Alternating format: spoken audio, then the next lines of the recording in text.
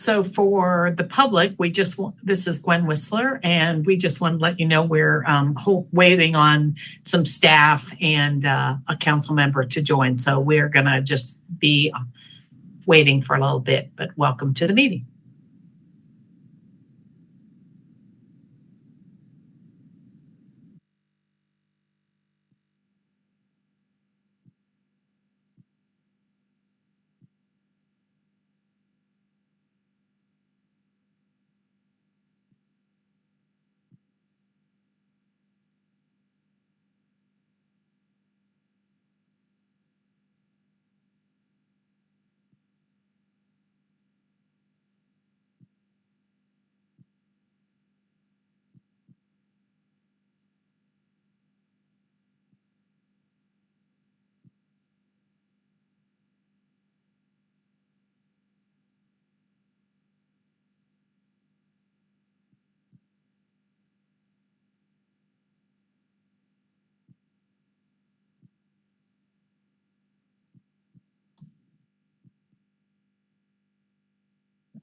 So Councilmember Turner said having technical difficulty, but she's trying as best she can to link in.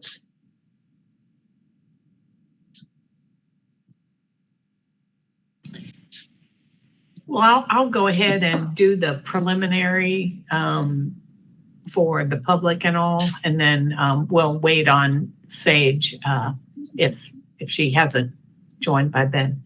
So welcome to our August 23rd Finance and Human Resources Committee meeting. It's a remote meeting, as is pretty obvious, and welcome. So all council committee members and staff will be participating virtually. To help you follow along, I'll state each section of the agenda aloud. We are streaming live on our Virtual Engagement Hub, which is accessible through the Virtual Engagement Hub link on the front page of the city's website. We also have an option for the public to listen live by phone. For those of you out there with us today, welcome. For today's meeting, we have the option for people to call in and comment live during the meeting. To call in and comment live, use the same number, 855-925-2801, meeting code 5257. Your phone will be muted and you will hear the meeting live. At this point, speakers will need to push *3 to enter the speaker queue. And now we've got all three of our council members on board. Thanks. So I'm going to, Sage, I did the preliminary info piece of it. So I'm going to go through roll call right now, and I'll introduce the committee members and the staff who are participating virtually. Please make sure to mute your microphone if you are not speaking. And if you would like to speak, unmute your microphone and maybe put your hand up if I don't call on you pretty quickly. So council and staff, as I call your name, please say a quick hello. Councilwoman Sandra Kilgore. Good afternoon. Councilwoman Sage Turner. Hello. City Manager Deborah Campbell. Hello. Assistant City Manager Rachel Wood. Good afternoon. Finance Director Tony McDowell. Hello, everybody. And Human Resources Director Shannon Barrett. Good afternoon, everyone. Great. So to help the audience follow along, I'll state each section of the agenda, and we will also do a vocal roll call for every vote. Although I don't know that there's any votes today, but oh yeah, we have one. Additionally, I'll ask the committee members raise their hand to speak and staff to, so I can call on them. So our first item is the approval of minutes. Are there any questions or changes to the minutes? If not, I would entertain a motion to approve the minutes. I'll make a motion to approve the minutes. I'll second. Thank you.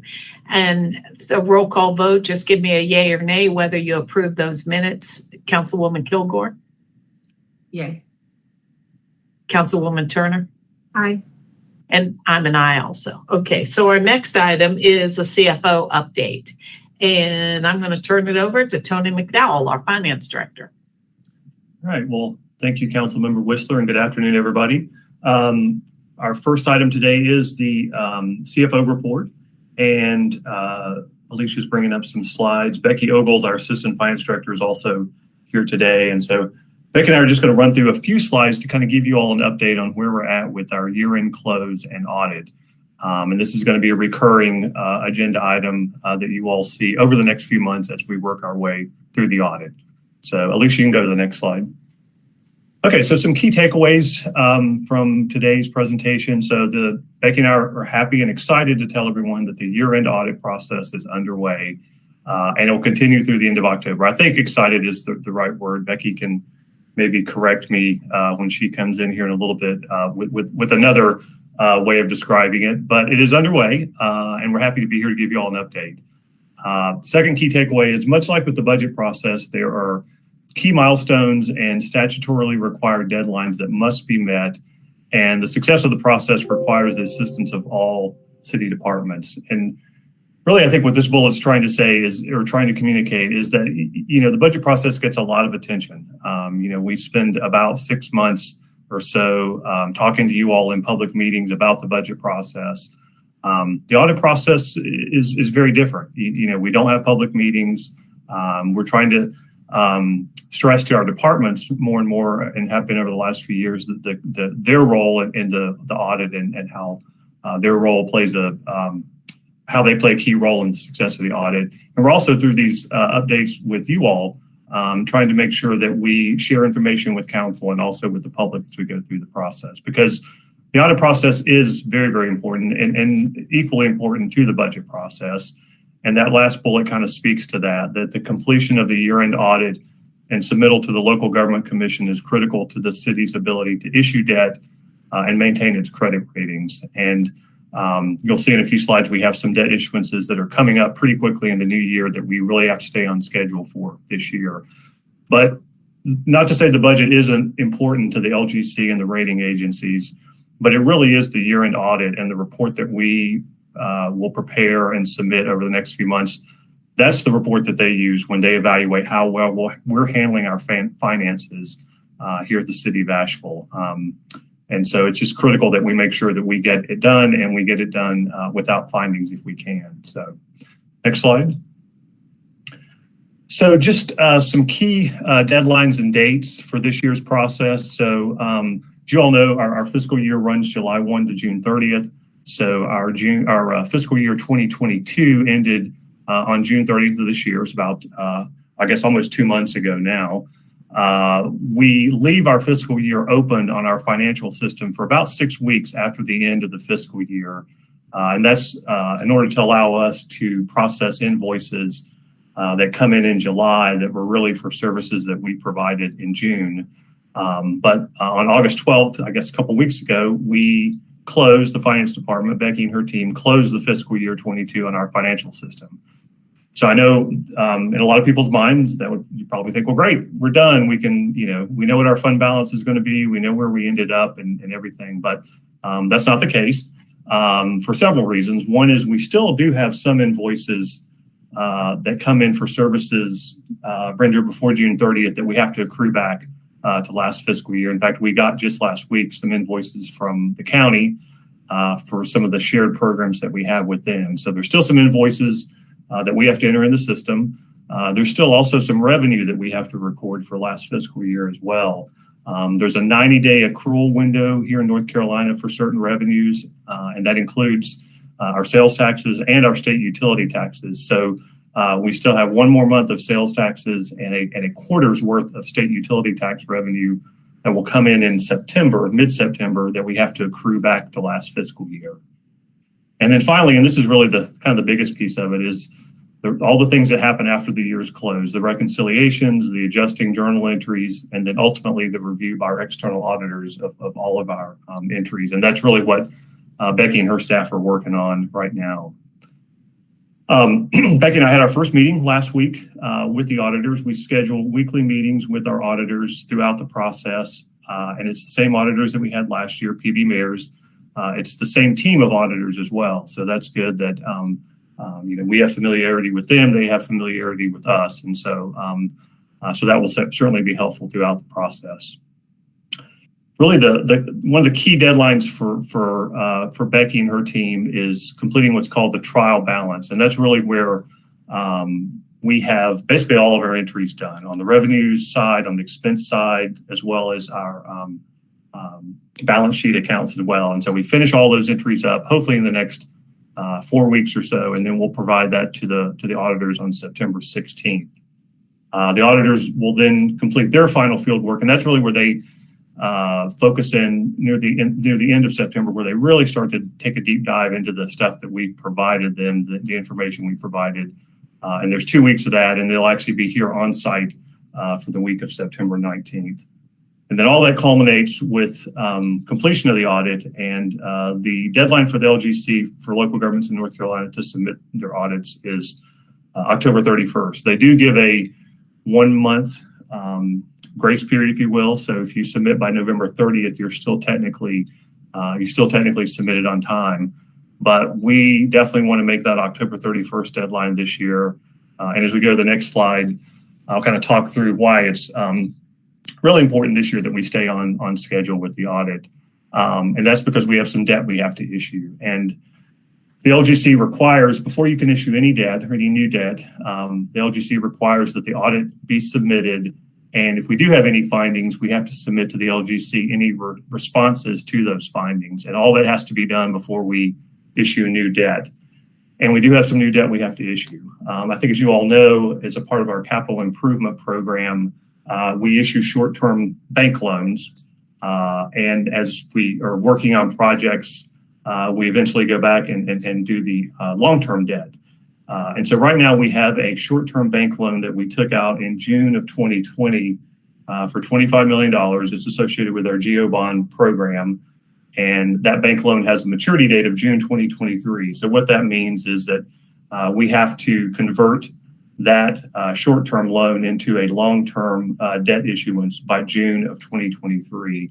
And in order to get that done, there's a number of statutory steps we have to go through, including coming to you all to get approval at City Council. We also have to have a public hearing. We have to go to the LGC. And so there's a number of steps to get that done. And so for us to be able to stay on schedule and issue that debt before June, we really need to get the audit done and be prepared to go to the LGC in January or February of 2023. So with that, Alicia, you can go to the next slide. I think Becky's going to talk us through some of the single audit or grant testing that our auditor is going to be doing this year. Thanks, Tony. So every year as part of our audit, the auditors will look at a lot of our grant revenue. This year, they're looking at a whole lot of it, and that is because anything that had any money related to COVID-19 has to be tested. So we had a lot this year. The SVOG grant, which is the shuttered venue operating grant that is over at the Harris Center. We had multiple FEMA money that we received this year, not only for Tropical Storm Fred, but also for some COVID-related issues. Home and CDBG. Home definitely had some COVID money. ARPA, of course, I think they'll look at this every year until it's gone. And then FTA, because they also had some COVID money. They also have to look at certain things on the state side too. We have to reach a certain threshold. So this year they will be looking at Powell bill. And then I believe it was the $1.2 million that we got via the Sulphur Springs project. So yes, this is the most number of programs that they have ever tested. They have all of this information to start that now. So I don't see that we'll have any issues, but once they start digging in, I never know what they might find. But just a couple of other updates. As I think I've reported to you guys before, there is a new GASB standard for leases that needs to be implemented this year. We are on track to get that done on our trial balance and to the auditors by that September 19th or 16th, deadline that Tony mentioned. We are working with an outside organization that's helping us determine which leases are eligible, but they've been great to work with, and we are on track to get everything to the auditors by the deadline. So, Tony, I think that's all I've got. All right, I'll just add one more quick thing on this slide. If you all remember on the key takeaways, we talked about the importance of having the full organization involved in the process. And a lot of that relates to the assistance we have to get from departments as we're responding to our auditors' questions about these grants. And so we went to our department directors, I think it was a couple of weeks ago, and shared a similar presentation that you all are seeing today, again, to stress to them the importance of getting things done on time, and also how we're going to need help from them, because this really is, even though finance is the lead on this project, it really is an organization-wide effort to get this done every year on time. So with that, we'll go to the next slide. So as I mentioned, we're going to be coming to you all over the next few months with monthly updates on the status of the audit. A couple things we wanted to hit for you all as we go through these updates. First, and we hope to have this information available the next time we come to you in September. I know during the budget process, we talked to you all some about some of the challenges that we were having in the parking fund and how that was potentially impacting the ability to make the transfer from parking to transit.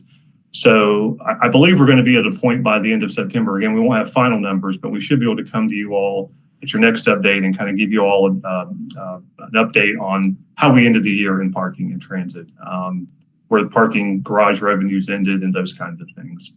And then hopefully when we come to you in October, we'll also be able to give you all a preliminary estimate on where we're going to end the year with general fund, unassigned fund balance. And I know that's a very important number that we communicate to you all each year. And especially given this year, the discussions we had during the budget process and the fact that we're using some American Rescue Plan money to balance this year's budget. If we get to a point in October or so where we think that unassigned fund balance may be doing better than we had anticipated, there may be an opportunity to utilize more fund balance and less ARPA revenue in the current fiscal year. So we'll definitely give you all an update, hopefully give you all updates on those in September and October. And then right now we are planning to have our external auditors come and present the fiscal year 22 financial report to the joint meeting between you all and the audit committee in November. And I think Alicia has got that on everyone's calendars, I think for mid-November, I think November 15th, although I could be wrong, don't quote me on that. But we hope to have our auditors here and again, wrap that up so that gives us enough time to get the report submitted to the LGC, get their feedback, and then begin to go through the debt issuance process in January or February. So we can go to the next slide. And again, this is just the key takeaways. I won't go through these again, but just say happy to answer any questions. And I don't know if anyone else, Becky, if you have anything else to add, or Deborah, if you had anything you wanted to say. Okay. Well, thank you all. Any questions?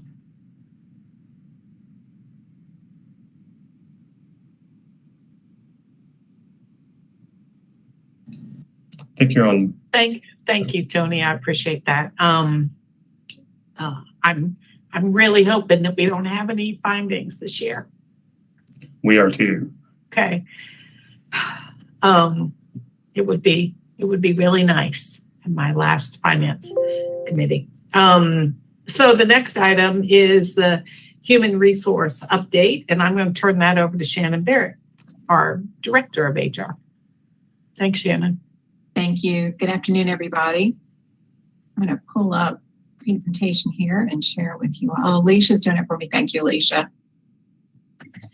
So now that we've had a few months into the fiscal year, we wanted to provide an update for you on compensation. And I just wanted to start by thanking the council for investing in our compensation structure again this year. This is important for the well-being of our employees and the health of our organization. So Alicia, if you'll go to the first slide. So just a couple of key takeaways. Wanted to bring you an update regarding the budget since the budget was adopted and share a recap of the action that we've taken, including the salary increases, and let you know a little bit about the work that's underway regarding compression analysis, as well as identifying strategies for recruitment and retention in the police department. And then what we're doing to look to the near future and the planned salary increase that will go into effect in January. Next slide. So to start, we'll just begin with a quick recap of the budget recommendations. As you'll remember, we moved our minimum salary for full-time employees to $35,360 annually. All other staff received either a 5% increase if they were hired before December 31st of 2021, or a 2.5% increase if they were hired after that date. So these changes went into effect on July 1, and employees saw the increases in their July 15th paycheck. So looking forward, we will increase the minimum salary again in January, bringing our minimum annual salary to $36,826.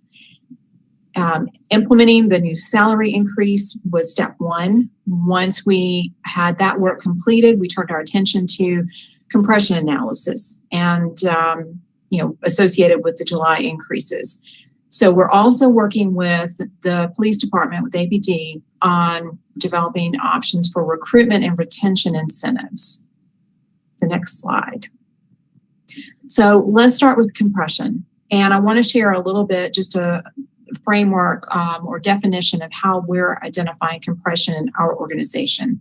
So in the first bullet, compression occurs when new hires are paid the same as or more than a current worker in the same position. So basically, in this type of compression, this occurs when you've got employees who are in the same pay grade. Often they're in the same position, and there's little or no difference between their salaries. We saw this type occur last year when we implemented the new pay plan and employees were moved to new minimum for their pay grade. The second type occurs when two employees are in different pay grades, but they're making the same or similar pay. In this example, we may have an employee who's in a lower pay grade that's making the same or sometimes more than an employee in the next higher pay grade.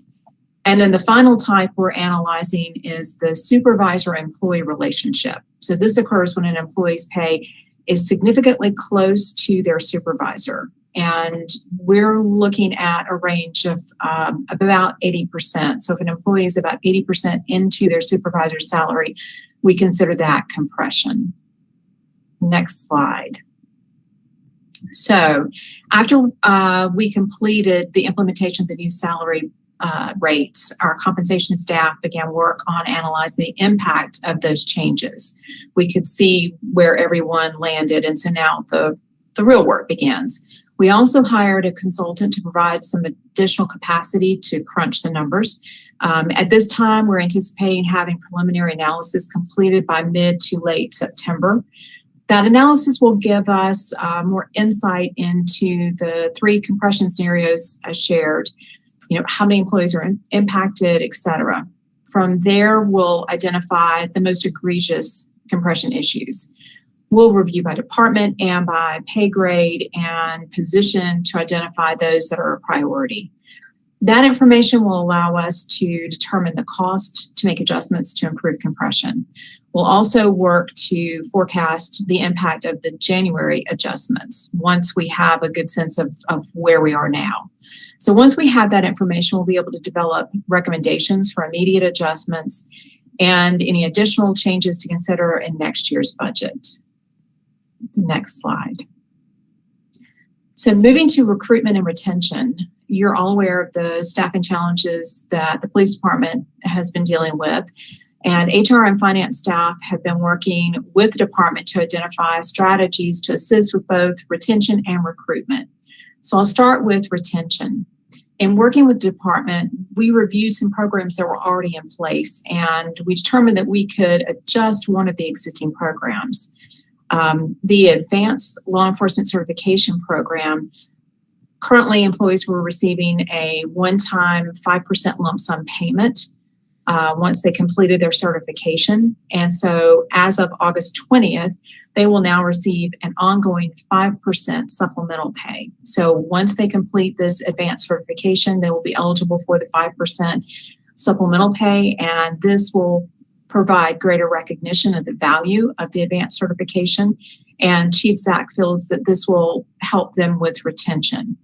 And again, the effective date of that is August 20th. So officers who have completed their certification will see this 5% supplemental pay in their next paycheck. And then also all current sworn officers will receive an additional 5 flex days that they'll be able to use between now and June 30th. So these are additional days beyond their accrued vacation days. They won't roll over or be paid out. These are kind of one-time special days that they'll have access to from now until June 30th. And then finally, on the retention side, the department will be offering a $1,000 referral bonus to any sworn officer who refers a police trainee or a lateral candidate for hire. The bonus will be paid out in 3 installments, and you can see the schedule there. We'll be establishing criteria for this program that relates to their vacancy rates and identifying hard to fill positions. Once the vacancy rate improves, we'll look at sunsetting this initiative. So we'll have some criteria around that. Next slide, please. So we'll shift over to recruitment initiatives. Here, our goal is really two-pronged. We're looking at how to help the department to retain as many officers as possible, but also how to successfully recruit new officers.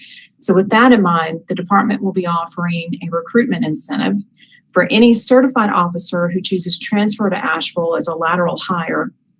They'll receive a $5,000 pre-tax bonus. These are officers who already have been certified and maybe working in another jurisdiction. They have a shorter training period, and so it's a lot faster to be able to get them on the road, to get them up and ready to be out on their own. The department is also offering a $3,500 incentive for new police officers who are not yet certified, and both of these bonuses will be paid in 3 installments, the equal installments. The first payment will be at hire of the new officer, the second one at 6 months, and the third at the completion of the new hire's first year. So these bonuses don't apply to rehired employees. We've also increased the police trainee pay by 2.5% from the prior year. So the new minimum is now $42,548.78. We're also going to consider relocation assistance on a case-by-case basis with new hires, and so we'll work with the department on that. And for certified lateral transfers, so those officers coming in, we will front load 5 vacation days, so they'll have immediate access to those days. This doesn't increase their accrued vacation number of vacation days, but it does give them access to those dates, to those vacation days immediately. And the next slide. So on this one, as you can see, the incentives, the funding for the police retention and recruitment incentives will be absorbed in their current budget. And Tony, I don't know if you want to speak to the financial side of that. Yeah, sure. Happy to do that. Thanks, Shannon. So the estimated cost of the things that Shannon has laid out in this current fiscal year is about $300,000. With most of that cost being the switch to the 5% ongoing payment for the certification. But the good news is that we think APD can absorb the cost of these incentives within their current budget. As you all may recall, during the budget process, finance staff worked pretty closely with Chief Zach and his team to estimate how many vacancies they were going to have over the course of the new fiscal year. And we landed at 40 vacancies.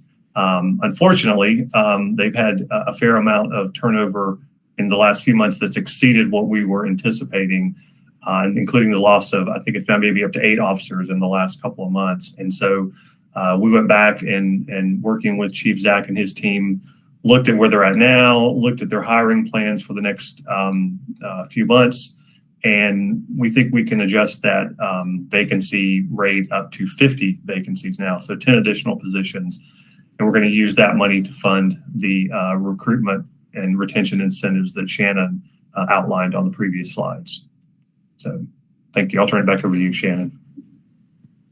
Okay, and then the last slide. So again, just key takeaways. We've successfully implemented the new increases to the salaries, bringing our minimum salary to $35,360 as of July 1, and also implemented salary increases for other employees, either 5% or 2.5%. We have a thorough compression review and analysis process underway involving both city staff and a consultant. We have to have preliminary analysis completed by mid to late September. And we've implemented new recruitment and retention strategies in APD.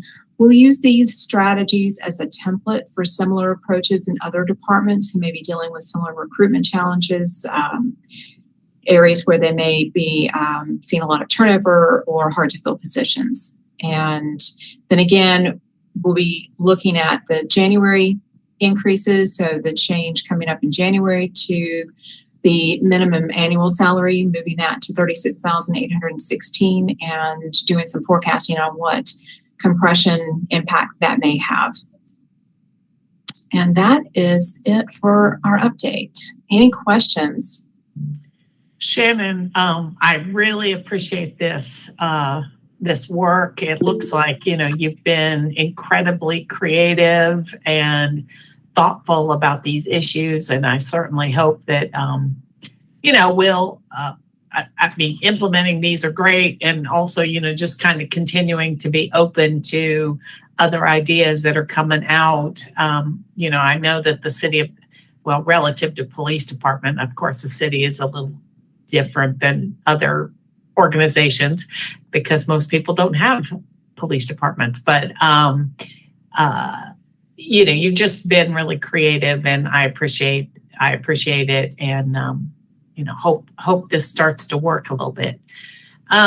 Sage, did you have a question? Your hand up. The question, just further appreciations and compliments. This is a lot of great work, and I know this is an issue that's particularly concerning me for some time, and I'm thankful to see some of these structured bonuses and so on. I'm curious if this bonus model where an existing officer will receive bonus, is this like a new thing, or is this a common model? I've never heard of it. I really like it. Is this innovative? I would love to take credit for this. It is not innovative. It is definitely something we've seen. And to your point, Gwen, we have been looking at what other jurisdictions are doing, and we'll continue to do that. We always try to draw on successes of other organizations, and this is something that we've seen applied in other locales. So we're hoping it will be helpful to us as well. And this is just the beginning. We will definitely continue to have an open mind and to brainstorm. This has been a team effort. This has definitely been HR partnering with APD. And as I mentioned, we're hoping to be able to take this template and apply it in other, in other departments as well. So appreciate your all support on this. Well, thank you so much for that, Shannon. Good work. And I appreciate, we typically sort of focus on finance in this committee, but it's nice to hear the other piece of of what our committee is. It's finance and HR. So appreciate that. So our next is the committee work plan. And this is sort of a new initiative for the council committees. And so, I'm sure it'll be changing as we go, but it's I think a great start. So I'm going to turn it over to Tony to introduce us to this plan. All right. Well, thank you, Councilmember Whistler. That was a great introduction. It said some of the things I was getting ready to say as well. So, and I know Alicia has pulled up the staff report. We didn't put together any slides for this, but we did just want to kind of run through this with you all. As you all know, I think at our last meeting, I think the staff report said our last meeting was July 28th. I think I was supposed to say June.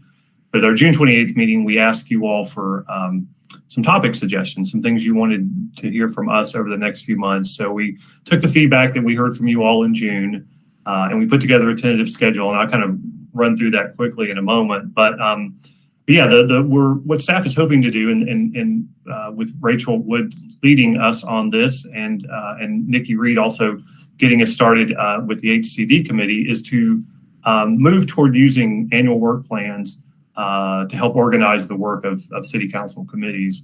And like I said, there's currently a pilot program that is being worked through in the Housing and Community Development, the HCD committee.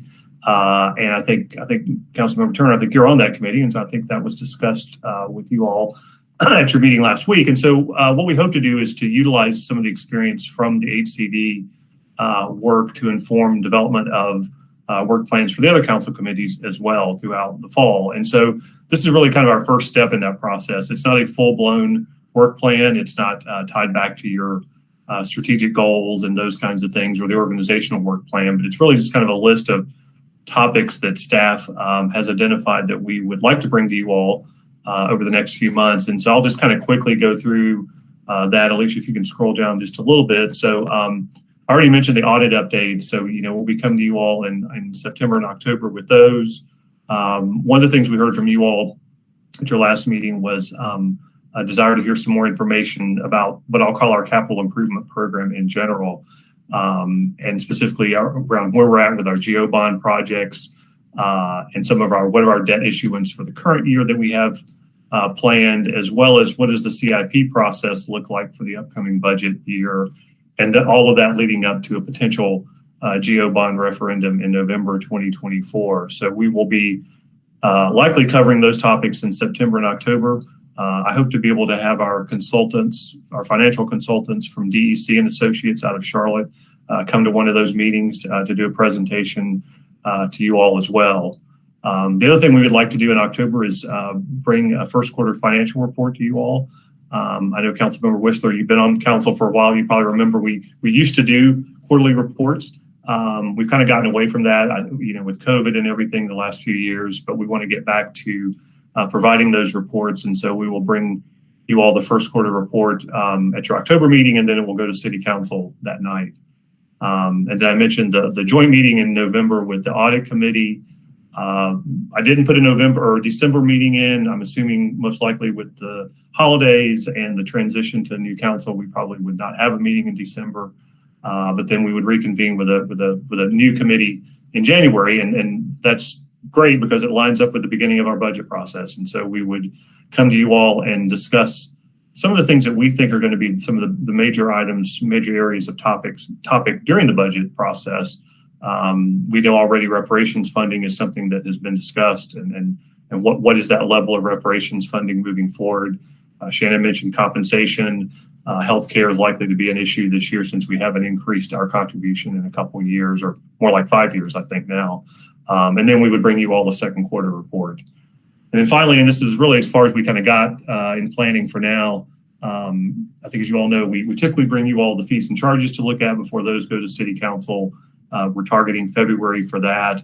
And then just on the next page, listed out some potential other items that may be one time or ongoing that we bring to you all for discussion as well. So with that, I think I will stop. And I don't know if anyone else on staff has any input. I see Councilmember Turner has a question. So yeah, I'd be happy to answer any questions. Or if you all see something here or that's not here that you would like us to add, we can certainly do that as well.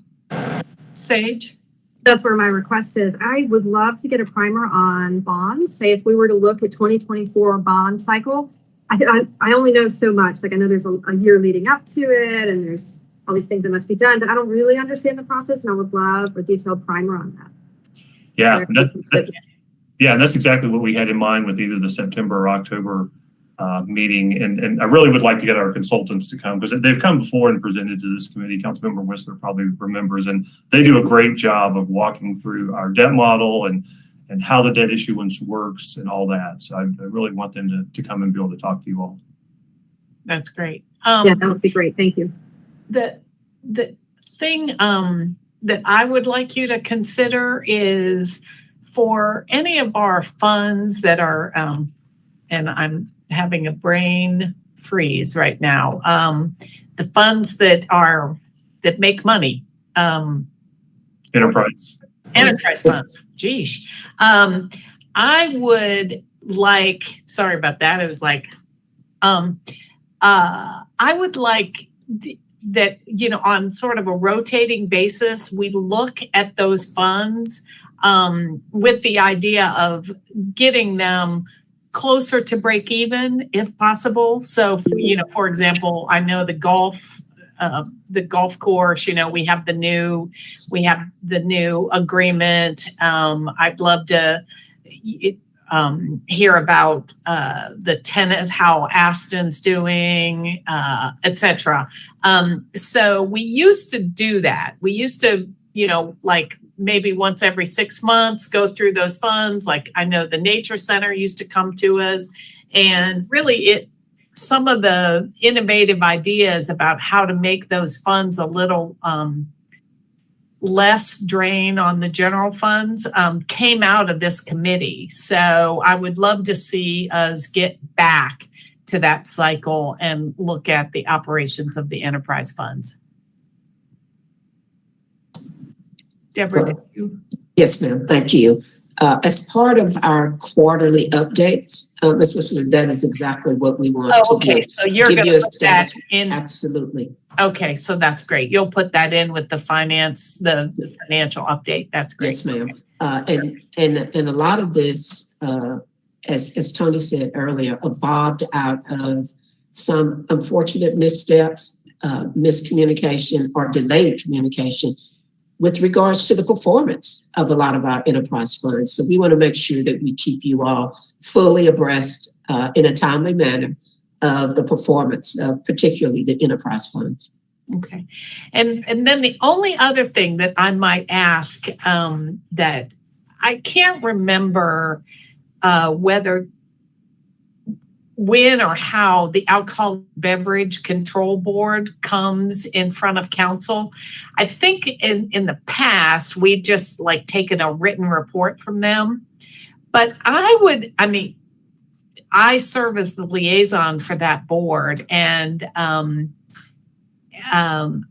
would really love to see them come and give at least this committee, if not council, sort of a primer on what work they do, the programs that they are involved with, how their profit actually comes and benefits the general fund. I've gotten some questions from other council members and frankly, some county commissioners about how does this all work, and I think that it would just be time to sort of bring that back. And frankly, it's not it's not the level of property taxes, but it's not an insignificant amount of revenue that comes into the general fund that I just don't know that council and the public has a good appreciation of. So that may be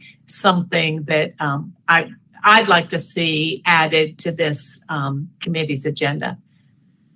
Unless the other councilwomen have an issue with that. I would appreciate that, Gwen. I appreciate you bringing that up. I remember reading about some new initiatives and sales, some new revenues they were attempting to gain, and some cooler space, maybe C-stores. That was fascinating. So Right. I would love that information. Well, and I really think we have an opportunity to marry up their work with some of our equity work, because they are obligated to spend a certain amount of money with around addiction issues, both all addiction issues around, and not just alcohol, but potentially other drugs. And, so they spend money on that. They spend money on education initiatives. They work with APD a lot with, issues surrounding their stores. Frankly, they have a lot of retail operations that the city has been in connection, has been talks with them about possibly converting to solar. And I think that could, initiatives like that could help us meet our our sustainability goals. So I think I'd like to give them a little attention and get them into our fold a little bit better. We'll definitely add them. Thank you. Thank you. Councilmember Whistler. Okay, any other questions or comments? All right.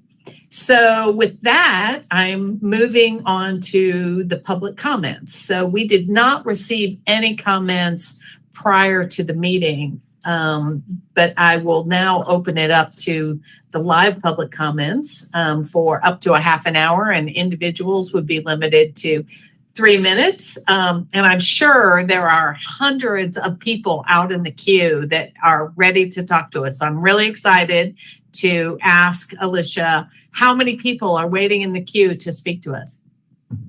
There are no callers in the queue.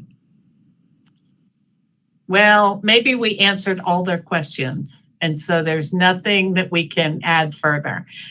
We know that staff did a great job today, as they always do. So we've probably just satiated the public with our information. So with Or they that, fell asleep. what? That's nice, Sage. With that, I will adjourn the meeting and look forward to seeing you all tonight at the council meeting. Thank you, everyone. Great work. Thank you.